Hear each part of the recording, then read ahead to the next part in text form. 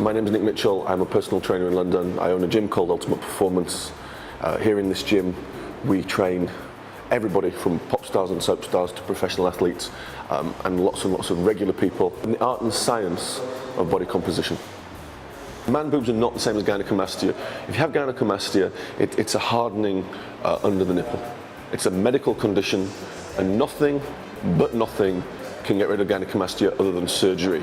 It's been known to happen with bodybuilders when they've taken an excess of testosterone. The chances are, if you're watching this and you're worried about gynecomastia, you haven't got gynecomastia. As I said, you're going to need surgery to get rid of that if you want to. The chances are, if you're watching this, you've got man boobs. This is going to be the problem. I've very rarely ever encountered a real true case of gynecomastia, but I've encountered cases of man boobs probably every single day here in London. It's a bad problem, and it's a big problem actually in the UK. A man produces testosterone. Now, there is an enzyme in the body called aromatase. This enzyme aromatase is responsible for converting testosterone into estrogen. The biggest culprit that I've found for an excess of aromatase and an excess of estrogen in a man is almost always because the person in question is just too fat.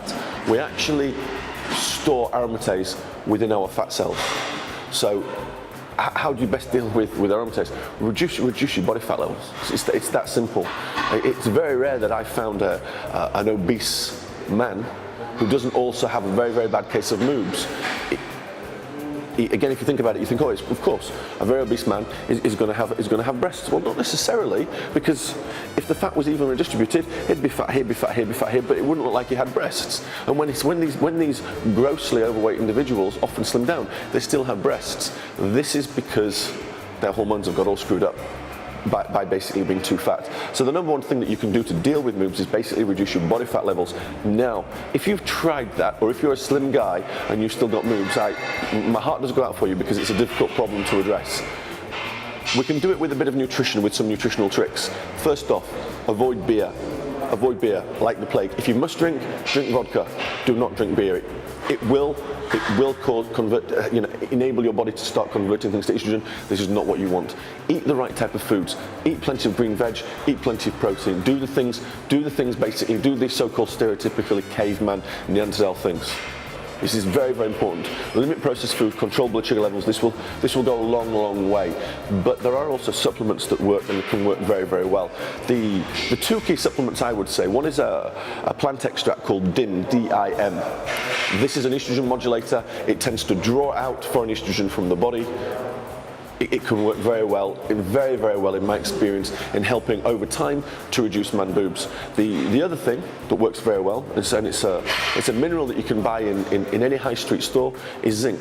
Zinc is what's called an anti-aromatase.